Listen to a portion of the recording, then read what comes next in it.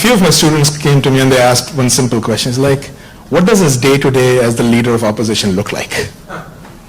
So can you tell them what exactly do you do in that role? Yeah, first, thank you very much for coming here. It's an honor for me to come, and lovely to see so many people from back home, so many students.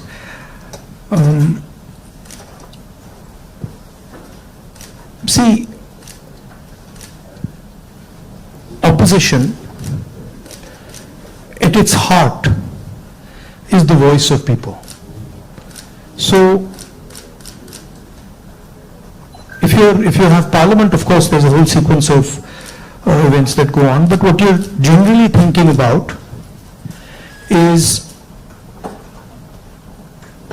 where and how can I raise issues of the people of India. And you're thinking from a individual perspective, and you're also thinking from a group perspective, you're thinking from a industry perspective, you're thinking from a farmer perspective, and the important thing is that you do it sensitively and after listening and understanding carefully. So very often,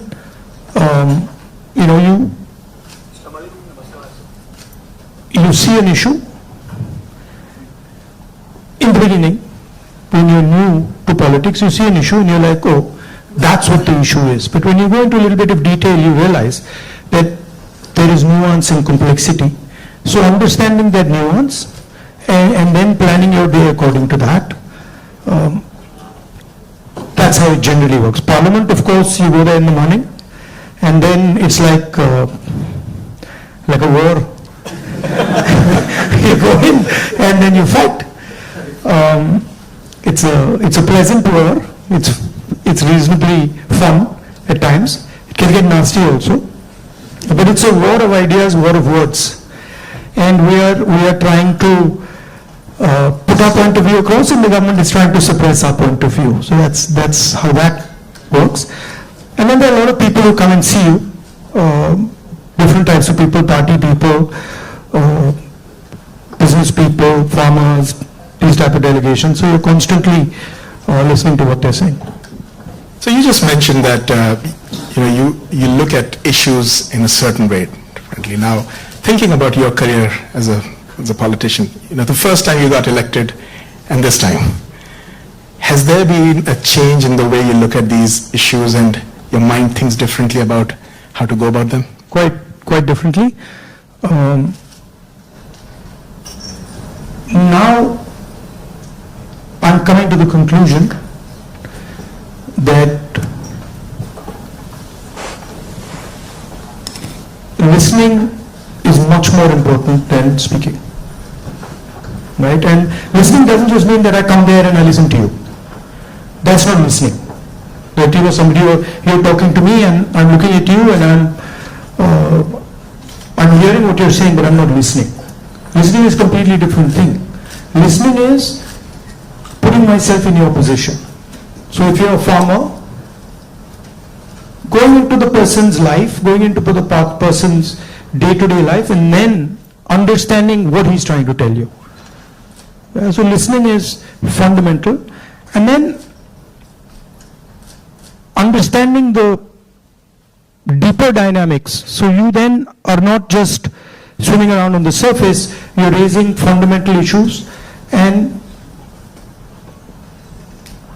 you don't go raising every single issue. You focus clearly and you're like, okay, this is important, I got to raise this. This is something important, I got to fight for this. This is something important, I got to fight. So you choose your battles much more carefully. I think you hit it on the head, that prioritization. So, very good definition of political strategy or business strategy. Understand clearly what you don't want to do. So don't sit there doing 50, 100 different things. Understand clearly, जो नहीं करना है, उसको पहले समझो, पहले कर दो. And then उसमें से 3-4 चीजें निकलेंगी, and then that's what you got to focus on. Well, I think back to the students, that's what we talk about. So this time you're hearing from Mr. Gandhi himself about prioritization. Now, a few things that you mentioned just takes me back a few months. A very unprecedented event happened in terms of the yatra. Personally, for me, a 30-minute walk on the treadmill, you can see 4,000 kilometers and connecting with people in a very different way. How has that changed your perception about people, and how has it helped you connect with people differently? See, the first question to ask is why were we walking 4,000 kilometers?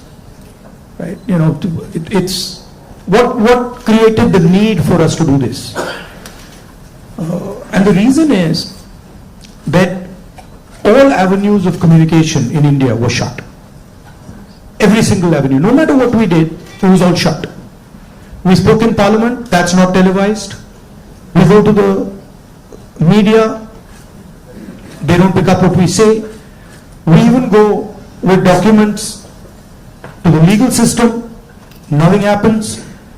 So, all our avenues were shut. And for a long time, we literally couldn't understand how to communicate. And then suddenly we hit upon the idea कि भाई अगर media आपको लोगों के पास नहीं ले जा रहा, इंस्टीट्यूशनल सिस्टम आपको लोगों के पास नहीं ले जा रहा, तो फिर डायरेक्टली चले जाओ. And then what better way to go directly than to literally go walking across the country? And so that's what we did. And I must tell you, in the beginning itself, I had a little bit of a knee problem. So 3-4 days into it, I was like, "Ye kya kar diya?" I was like, you know, because you get up in the morning, I go running, and so you get up in the morning and you say, "Okay, I'm going to go run 10 kilometers," and you're like, "ठीक है," and then you get up in the morning and you say, "I'm going to walk 4,000." It's a completely different paradigm, you know. So there were moments of that, okay, this is quite a big thing. But it went surprisingly easy. It was not difficult at all. And it fundamentally changed the way I think about my work. I would say that it completely changed how I view politics, how I view our people, how I communicate with our people, how I listen to people, and not just me. There were many people involved in the yatra, and all of us. And to me, the most powerful thing that happened organically on its own, we didn't actually do it, it just happened, was that we introduced, certainly for the first time in India, possibly for the first time in many, many countries, the idea of love in politics. And this seems strange, you know, it's a strange thing because you look at the political discourse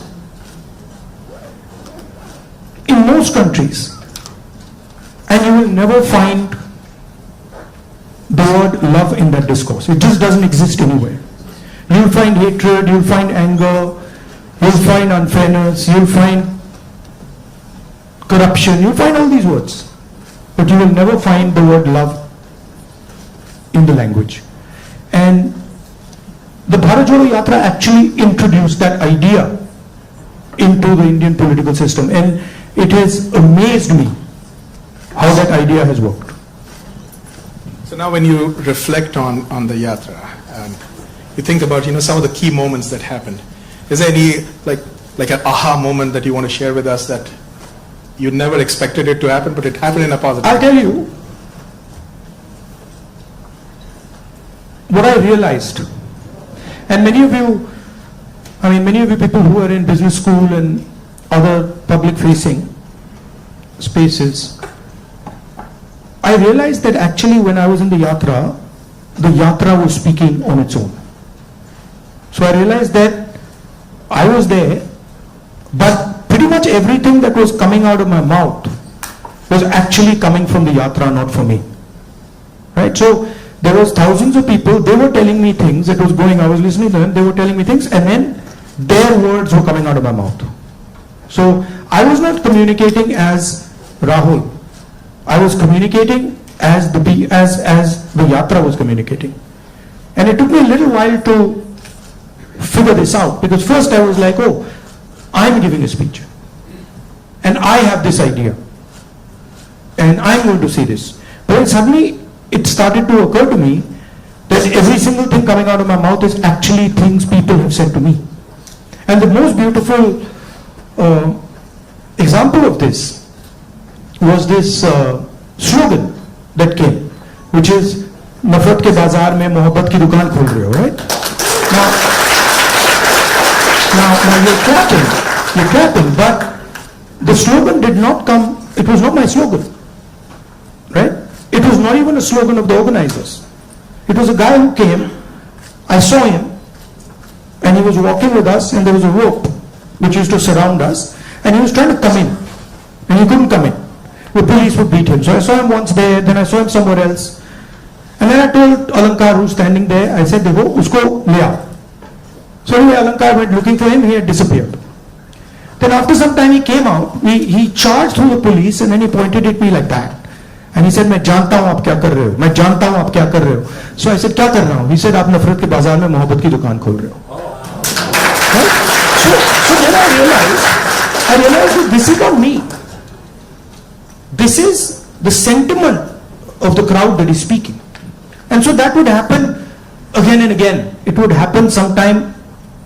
Once it happened when a woman came up to me, held my hand, is walking, and I could feel that something was wrong with the way she was holding my hand. So I said, क्या हुआ? She said, वो मुझे मार रहा है. I said, कौन मार रहा है? He said, मेरा पति मार रहा है.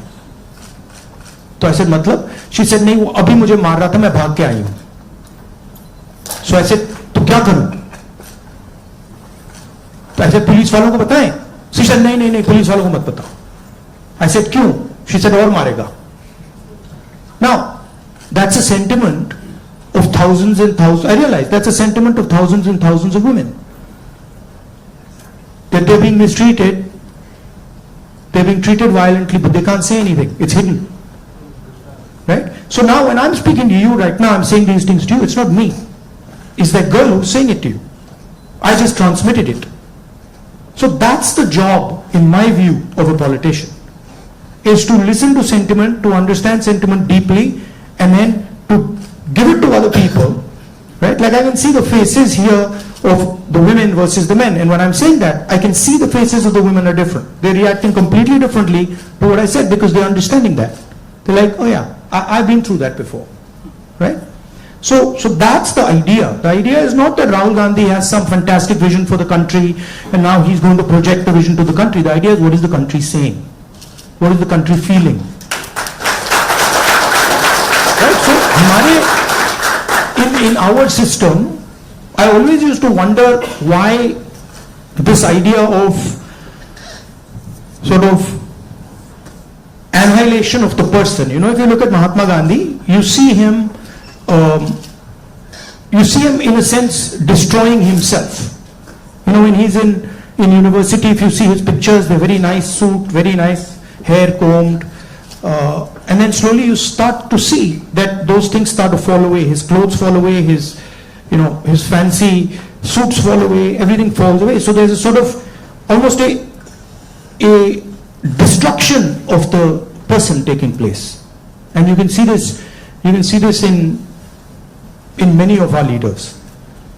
And the reason it's happening is because the person is actually dying and the voice of other people is taking over. Right? I don't know, I'll give you an example. Do you know what devta means in the term devta? Do you know what it means? Yes. No. No, it doesn't mean God. The deity. No, it doesn't mean the deity. So devta in India actually means a person whose internal feelings are exactly the same as his external expression.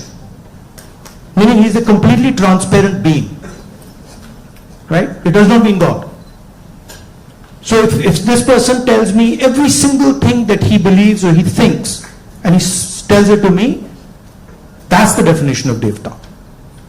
Right? It's the idea that you destroy yourself. Right?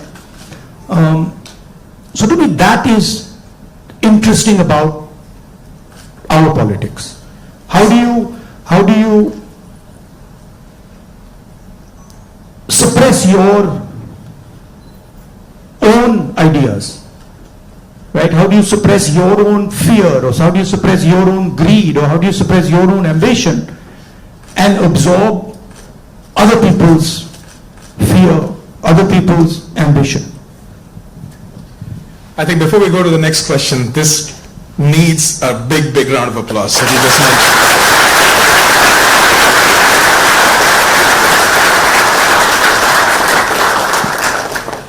If you look at our big leaders, and historically, and you can see extreme, so you can see a Buddha who's extreme, you can see Bhagwan Ram, same thing, you can see Mahatma Gandhi. The basic idea is the destruction of the identity. The basic idea is the destruction, basic idea is the destruction of the self, right? And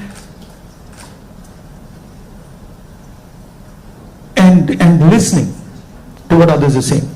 So to me that's Indian politics. That's the heart of Indian politics, and that's what an Indian leader is. That's how an Indian leader is different than, say, an American leader. An American leader will say to you, listen, we got to go there, I'm going to take you there, promised land, let's go. Indian leader attacks himself. Gandhi essentially attacked himself. Totally different concept. In some words, in some ways, Bharat Jodo Yatra was an attack on myself. 4,000 kilometers chalna hai, risk hai, goli lag sakti hai, chodo. Let's see what happens. So then that generates a completely different way of thinking and a completely different relationship with people. You know? Idea of Shiva basically. When they say Shiva is the destroyer, what is he destroying? Himself. That's the idea. Right? He's destroying his ego, he's destroying his structure, he's destroying his beliefs. So Indian political thought, Indian political action is all going inwards. But I think we might be getting too philosophical. So a good scientist is also that. I agree. Or a good engineer is that. Good yogi is that. In fact, if you're good at pretty much anything, you are destroying yourself in some way. I need a pause for that. I need to pause. One of the important threads in this fabric that we talk about is the youth, and they have a very strong role to play. And especially when you look at US and India, and I see all the students that come in, one of the greatest joys for us here is to work with our students. They just energize us beyond limits. More than 300,000 of them are in the US. About 4,000 of them from India are here at UTD. Where do you see them playing a role in the large scheme of things that India is poised towards? These ambassadors who are sitting here, and of course there are some who have come before and are doing great things here in the US.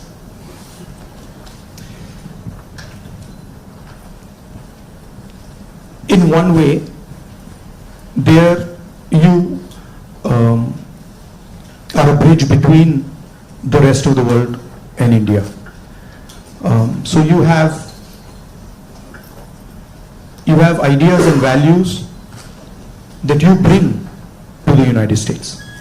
And often often those ideas and values might not be understood so easily in the United States, right?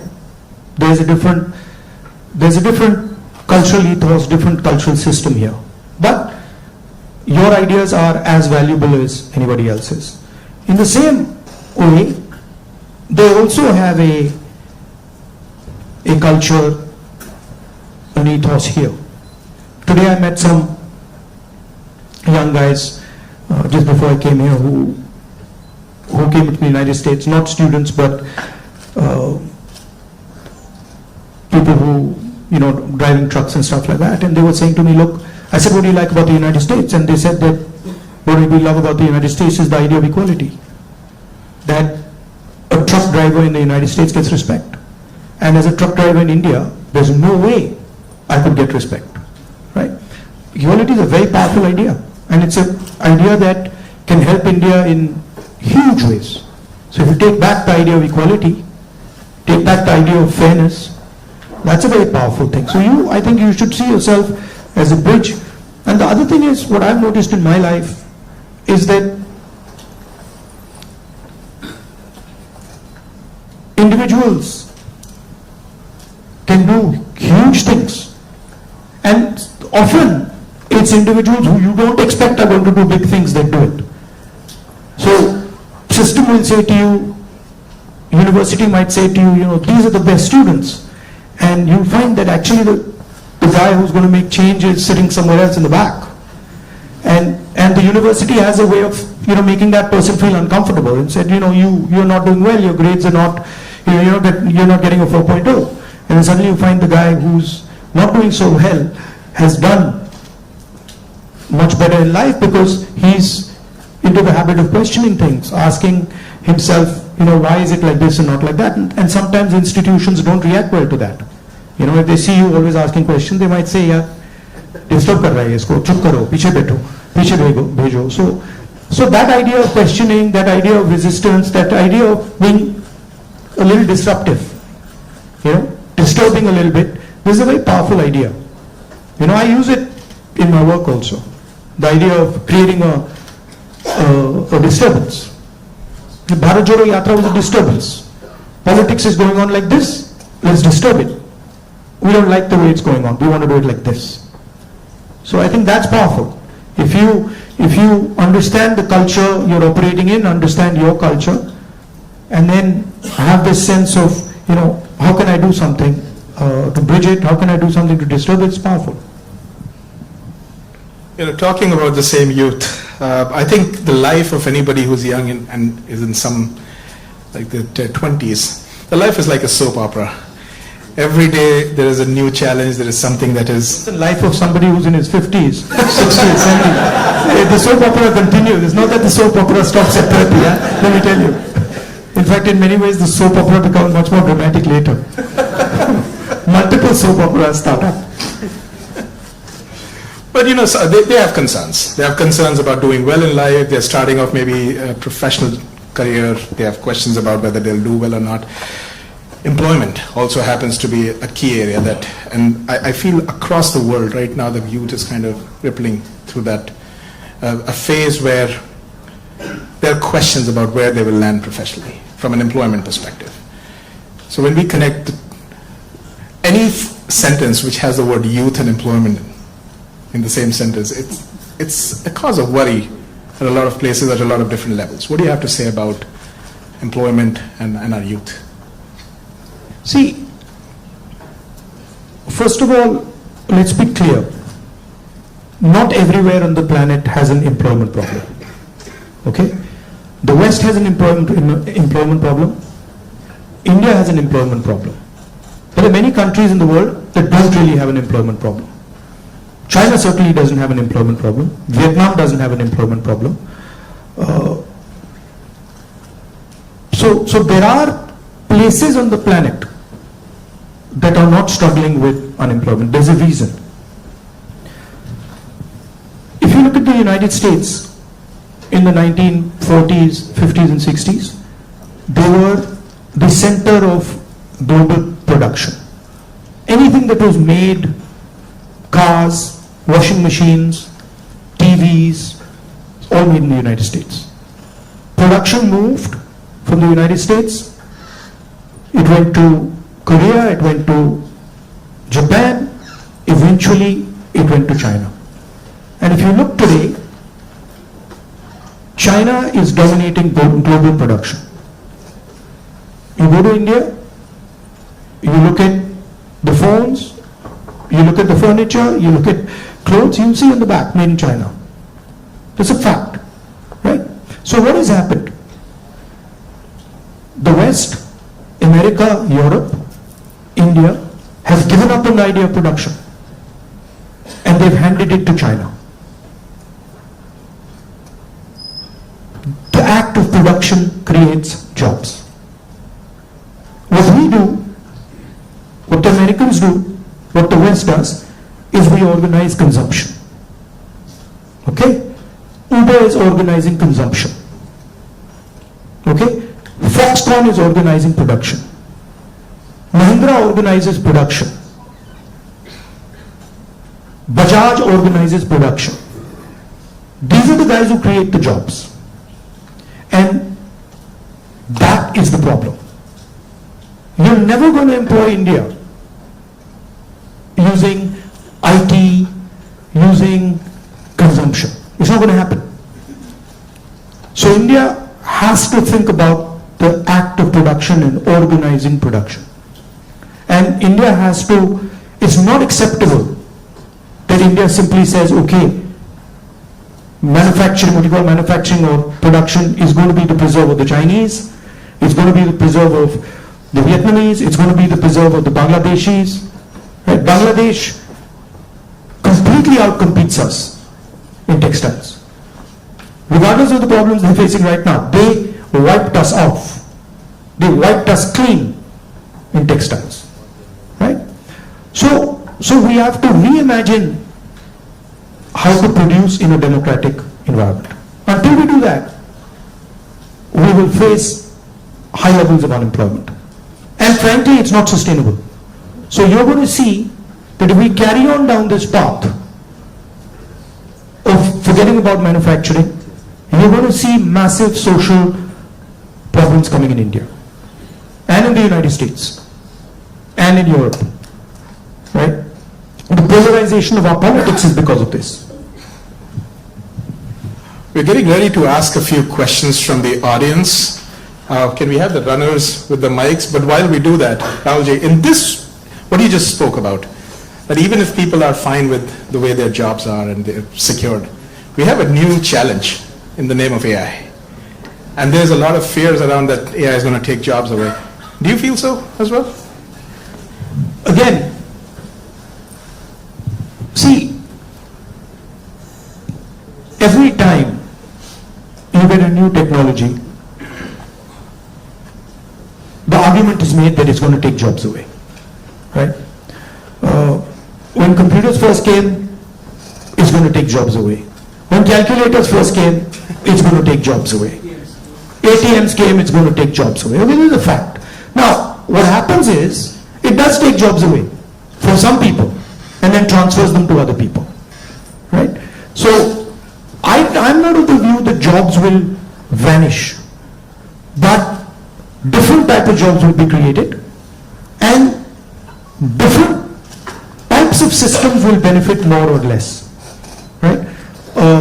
I think, for example, the IT industry in India is going to have a real big serious problem because of AI. But I don't really think a Bajaj making scooters is going to have such a big problem, right? So it's going to hit different people differently. It's going to take away some jobs, it's going to add some jobs. And if you're positioned properly, it's an opportunity. And if you're positioned badly, you're in trouble. I mean, I remember Mr. Vajpayee gave a speech that Indians don't need computers, right? And somebody else gave a speech that Indians don't need English. Computers created millions of jobs in India. It's a fact. So it depends how flexible you are and how well you're looking at the future. Thank you so much. We do have some folks here who would like to ask a few questions, so Can we get a mic here, please? Mr. Shroff, right here. Oh, Okay. First, let me Okay. add 2 questions. So first of all, thank you for the opportunity. Let's keep it to one question, please. Yeah. Yes, one question. So India has a young population. So what are your plans to modernize the education system and bridge the gap between the education system and employability? That is the first question. Let's keep Yeah, it short, sure. please. Thank you. Nimish. Should I just answer this one, or you want to get, okay. I'll try. Chairman. I think many people say that India has a skills problem. I don't think India has a skills problem. I think India has a skill respect problem. So India doesn't respect people who have skills. But I don't think there's any limit on the skills that are already available in India. Okay? Second, our education system doesn't connect with the business system. So you have a business system that is operating on its own, and you have a sort of ivory tower education system. And the education system in no way connects deeply with the skill structure of India. So I think bridging that gap, linking those 2 systems of skill and the education system, vocational training, I think is fundamental. I think currently a huge problem in the education system is the ideological capture. So, feeding ideology through the education system. Most of our vice chancellors today are placed by the RSS. It's an organization that has a very particular perspective on life, on history, on the future. That's really damaging. Having one organization that is placing all its people in our education system, I think that's damaging. So ensuring that people who run our education system are independent, are not, ideological, or are not committed to sort of a particular way of thinking, I think is important. Thank you. Dr. Gupta. Rahulji, I have a question. What's your vision of creating growth in the industry, manufacturing? No, I don't see, again, what I think is not as important as what the large mass of Indian people think, right? One problem that you simply cannot solve if you continue on the direction we're on is giving our blue-collar workers jobs. You simply, if you carry on this road, you simply cannot do that, right? The only way you're going to give our large mass of people jobs is if you start producing things, if you start manufacturing. And the foundation of manufacturing, you don't just start manufacturing cell phones, right? It is a sequence, right? So you have to go up the value chain if you want to manufacture. A lot of people say, oh no, you can manufacture cell phones directly. Well, cell phones are not being manufactured in India. Cell phones are being assembled in India. It's a different thing. Meaning components are coming from China and those components are being assembled in India, right? The reason China can develop those components is because they have a huge infrastructure that has manufactured many different things, many different types of things before. So you cannot get away from that basic stuff. And I think you have to have a vision for production. For example, our GST is designed against production. It rewards consumption, it punishes production. States that produce are harmed, right? Large monopolies huge monopolies harm production. Right? They influence the policy regime so that players cannot produce. So these are some of the things that you would have to look at if you want India to start producing. I'm convinced India can produce with no problem. I'm convinced that India can take on China if you start aligning the country for production and if you start respecting skills. I'm absolutely convinced of it. And states like Tamil Nadu have already shown it. Like it's not that Indian states have not done it. Pune has shown it, Maharashtra has shown it, Tamil Nadu has shown it, Karnataka to an extent has shown it. Right? So it is being done, but it's not being done at the scale and with the coordination that it needs to be done. I'll give you an example. You take any district in India, you will find that there is a historical network that produces there. You go to Moradabad, you will find brass, right? You go to Mirzapur, you will find carpets. You go to Bellary, you will find jeans. So each district has a traditional network of production. Now, how much support are those people getting? You want to create a brass industry, create it in Moradabad. Open the banks to them, infuse technology, support them, and I guarantee you, they will take on China. Right? And you can do it in every district. You support the Bellary jeans industry, you put in a couple 100 crores into that thing, you open the doors of banks to them, I guarantee you they'll get to work. Right? But currently, I mean a simple statistic, 16 lakh crore rupees of bank loans have been forgiven to 25 people. 25 people.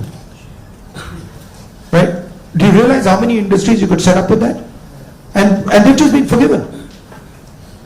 Right? When we forgive farm loans and we say, okay, we're going to forgive 70,000 crores for all India's farmers, the press suddenly jumps up and down. And 16 lakh crores have been forgiven without a word. And whose money is it? It's taxpayers' money. Where does it come from?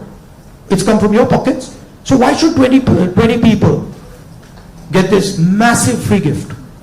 Why should one person, suddenly have all the ports, all the airports, all the defense contracts? What is happening when you do that? You're taking away money from people. Instead of having one business that runs all the airports in the country and one business that runs all the ports, you could have 10, 15, 20. Right? So it's all destruction of economic activity. Thank you. We can take something on this side. Can we have the mic? Can we please have the mic here? Rakshit, go ahead.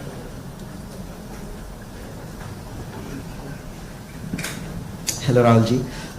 My name is Rakshit. First of all, thank you so much for being here. We feel so privileged.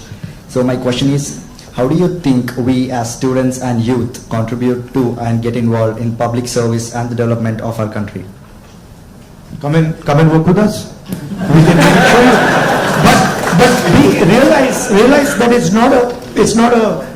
neither is it easy, and it's not fun all the time. It can be unpleasant, it can be hard, but it's got its, you do get gratification from it, but it's not easy.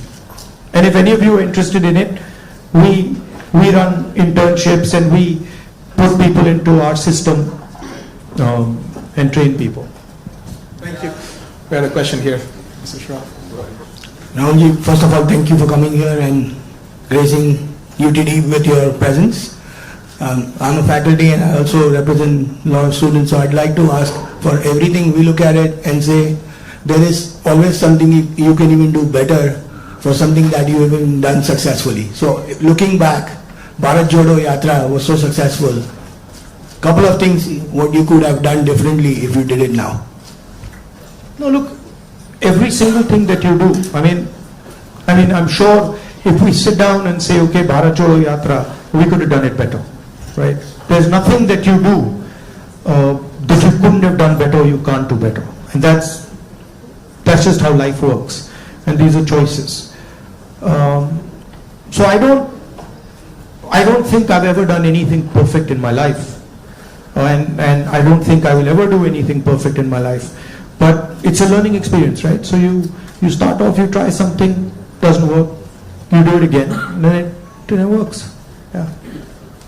Thank you. Take another question. One thing that I didn't think was important, because of something my father said to me once, which is strange, which turns out is quite important, which is that once my father told me, look, you know, if you work properly, you don't need to tell anybody about it. Work speaks for itself. That's actually not true. It's a strange thing, it's not true. You've got to communicate it. And the one thing I have fundamentally changed is that earlier I would do something and I wouldn't communicate it. And now I do something and I communicate it.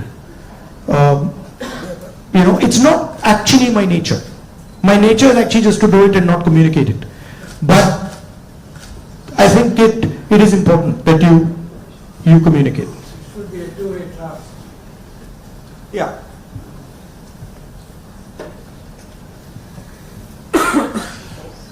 All right. Yes, let's go there. Can we have the mic? My eyes feel like a lot of machine right now. I'm trying to pick up which one I see. Where is the mic? Jitesh? Go ahead.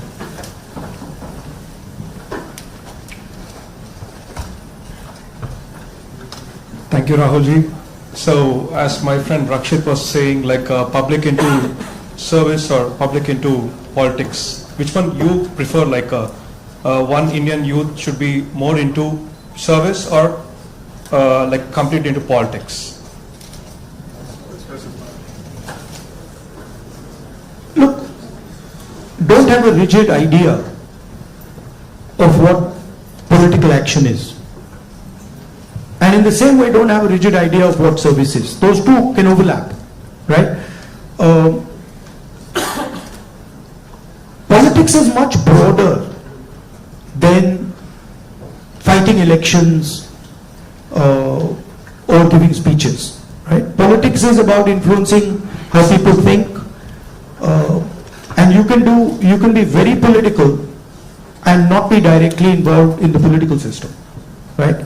Or you can be deeply involved in the political system and not be doing politics at all. So I don't think you should think that those are two different avenues. You should do what you like. And in what you like, you can do politics without a problem. I think we have time for another couple of questions, right? So, Dr. Mehrotra, can we have the mic here, please?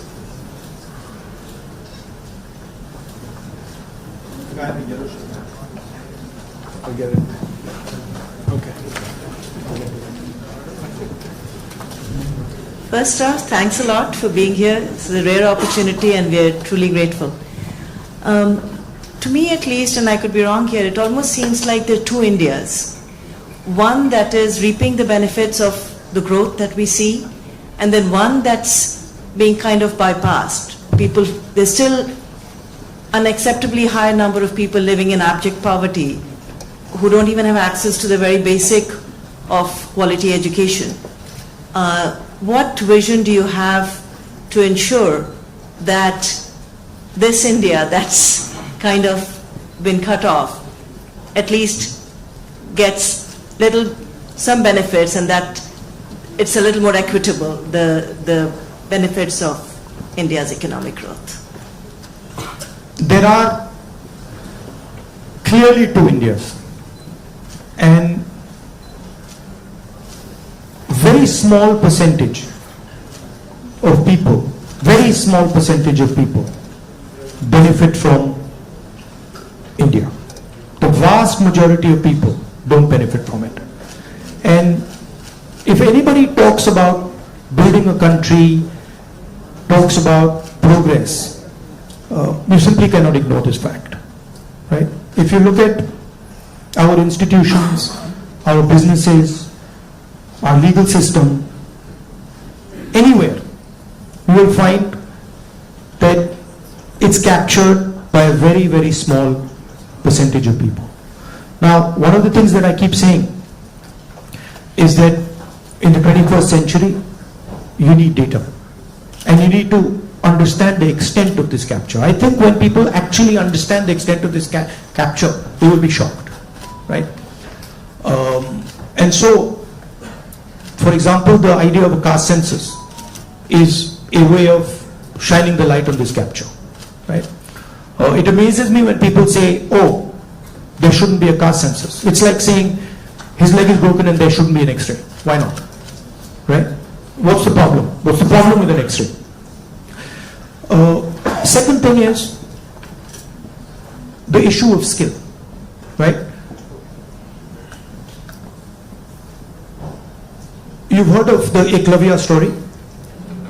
You've heard of the Eklavya story? Yes. If you want to pin down what is happening in India, it is millions and millions of Eklavya stories every single day. The people with skill, their thumbs are being cut off, they're not being allowed to operate, they're not being allowed to thrive, and it's happening across the board. So, respect for skills, supporting skills financially through technology, that's how you'll unleash India's power. You're not going to unleash India's power by empowering 1%, 2% of India. And, it's not interesting for me. So, I'm very passionate about this. I'll give you an example. Sometime back, when we were in government, we were talking about skill development. And the gentleman who was running, he was appointed by Manmohan Singh for skill development. He came to see me. And we were having a conversation. And he was explaining to me how he was going to build ITIs. And he was going to put trainers inside ITIs. For plumbing, for hair cutting, for carpentry, for stuff like that. And I was listening to him. And I asked him a question. And what I said was, look, you're building these ITIs. And I gave him an example. I said, let's say you want to train 1 million barbers. Now in your model, what you're going to do is, you're going to have these ITIs, whatever, 1,000 of them across the country, and you'll train these barbers. But that's not where the barbers' skills lie. That ITI is not where the barbers' skills are. The barbers' skills are with the barbers. So I said to him, why don't you do this? Why don't you set up certification centers? And then go to every single barber in India and say, listen, this is what we'd like you to train. For every guy you send to our certification center, we'll give you X amount of rupees.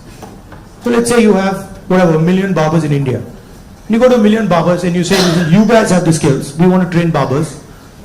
And now start training barbers. And for every guy you train, send him to the certification center. And the moment we find that he's certified and he has been sent by you, we pay you. How long will it take you to 1 million barbers? 2 months? 3 months? Right? He just looked at me as if I was crazy. Right? Because for him, the skill isn't there. The skill isn't the ITI. But actually the skill is with the barbers, with the plumbers, with the carpenters. Those guys have the skill. That's the skill network. So why are you not using it to train? Just recently I was driving past Sultanpur and I walked up to this shoemaker. It was amazing because the guy says to me, I said, what's your biggest problem? He says, I've been working here for 40 years and nobody has ever respected me. So he says to me, the only man who has ever respected me is my father. Right? So I was thinking about this. And then he says to me, there was this scheme. And they said that, they've got this scheme for shoemakers. It was in Lucknow somewhere. So he says, so I, went to Lucknow. And I said, so what did they do? They said they're going to teach me how to make shoes. He says, but I've been making shoes for 40 years. And I could teach those people how to make shoes. Right? So it's a fundamental disconnect with where the skills are. There's no shortage of skills in India. There's shortage of respect of skills in India. So you want to find the best carpenters in the world, they're sitting in India. But nobody respects their skill. Nobody actually tells them we believe in you and we want you to build something. Right? So you can't build industry without respecting skill. Thank you. Maybe we are in time for one last question. So the lady here in the stripes, can we mic to her? And I request our ISA officers to come on this side, please, on the stage, while we do that. Go ahead. So as we all know, the female labor participation in India is quite abysmally low, and no country can ever progress or become developed with only 50% of their population working. So what would Mr. Gandhi's plan be for increasing our labor participation of women? And not just labor participation. It starts with a bad attitude that Indian males have towards women. And I don't mean every single Indian male, but a large number of Indian males' attitudes towards women is just, it's ridiculous, right? So it starts there. And it's a particular way of thinking about women. And we see it in the political system, we see it in the business system, we see it everywhere. So I'm very big, number one, on political participation of women. The reservation bill to start with, ensuring that women get into business, ensuring that women are supported financially if they want to open their business, and then making sure that it is made easier for women to participate, right? Women have their own particular issues that you need to take care of before they can start to participate. So I think the first thing is of thinking of women the same way you think of men, right? That they can do anything men can do, if not better, and that they are equal and better in many, many things. Yeah. Also, by the way, this is part of the ideological fight between the BJP and us, right? The BJP and the RSS believe that women should be restricted to a particular role. They should stay at home, they should cook the food, they should not talk too much, right? And we believe that women should be allowed to aspire to whatever they want to do. Well, Mr. Gandhi, if I just say that it was great having you on campus, that is a big, big understatement. But can we give him a round of applause?